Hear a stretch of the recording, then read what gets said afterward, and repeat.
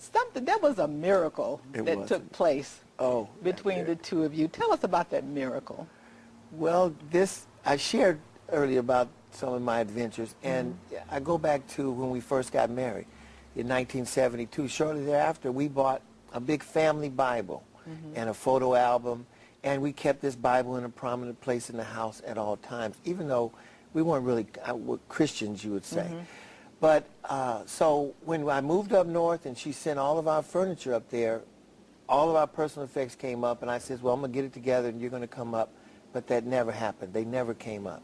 So I was living in this apartment that Sadie was telling you she came to, and shortly that next year, 1984, I ended up getting evicted from that apartment. Now, I was on Section 8 and 0 rent, and I still can't figure out how I got evicted in an apartment with 0 rent, but I managed to do it. So I remember the day before the sheriff was supposed to come and lock us out, I ran to the house and we took all the big stuff, and we left a lot of things scattered around on the floor. One of the things was this family Bible.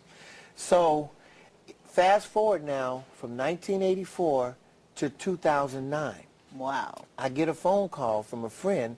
He tells me, he says, Dwight, this pastor friend whose church I had preached at in 2003, he said he found a Bible with your name in it.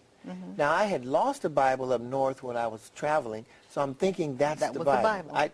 This other Bible was not even on the radar scope.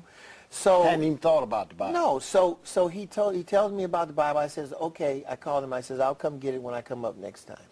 So I forget all about it.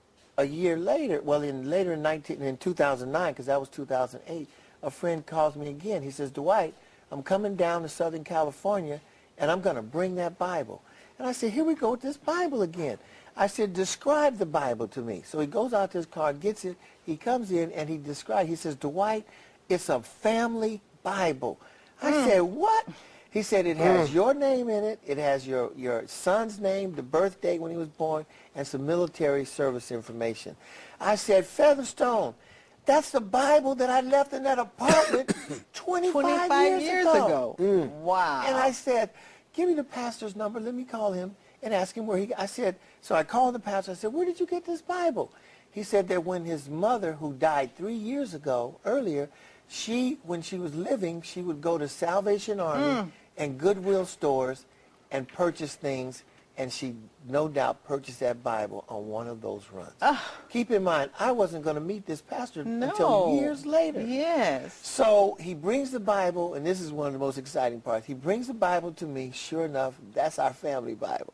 So our anniversary was coming up, 37th anniversary. So we went out and had dinner. I told him, don't tell my wife about this. We come home. I remember sitting her down and said, honey, I got something to tell you. I said, remember that Bible we bought when we first got married? She said, yes. I told her the story I just told you. And I said, and that Bible was right there in this box that I put it in. Took the Bible out, set it in her lap, and she looks at it, and she's kind of rubbing on this Bible. So she kind of opens the front, sees that that's my handwriting in there. And so she's holding on to this ribbon, Freddie, and a ribbon that you would mark a place in the Bible. I said, why are you holding that? She says, well, when we owned this Bible in San Diego, which would have been over 30 years ago. She said, I always made sure that this ribbon was marking the 23rd Psalm. And that's where it was. The Lord is my shepherd. The what now? The Lord is my shepherd. And the mark was right there? We opened the Bible almost together. And sure enough, after all this time, that ribbon is right where she left it over 30 years ago. Just wait. I'm excited now. I'm excited now. Yes. Please, just for Jesus. Just 30 years ago, and you open it up, and the marker is still there on the 23rd Psalm. And you know, just as the Lord preserved that Bible of 25 years, he preserved your marriage and brought you back into a relationship. What a miracle. A miracle.